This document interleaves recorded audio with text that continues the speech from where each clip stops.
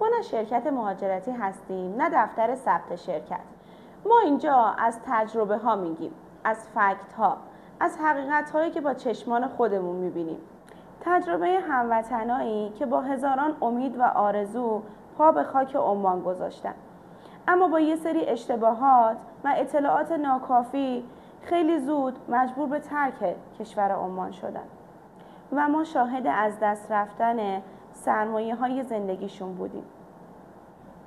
ما نمیخوایم شما رو بترسونیم، نه دنبال تبلیغاتی.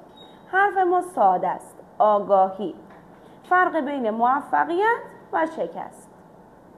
نه اونی که میگه عمان به درد نمیخوره درست میگه، نه اونی که امید واهی میسازه و رویا سازی قشنگ از کشور عمان میکنه و بهت میگه درست میگه. عمان کشور فرصت‌ها و تهدیدهاست. اینجا تو فقط با آگاهی میتونی تهدیدها رو به فرصت‌ها تبدیل کنی. ما اومدیم تا اون چیزی که واقعا خودمون لمس کردیم و تجربه کردیم بی هیچ رنگ و لعابی، بی هیچ وعده قشنگی با شما شریک بشیم.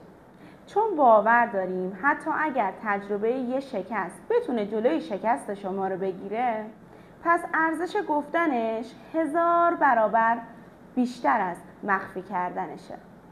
امضا جایی برای شعار نیست. اینجا جایی برای تجربه، برای حقیقت و برای فکته.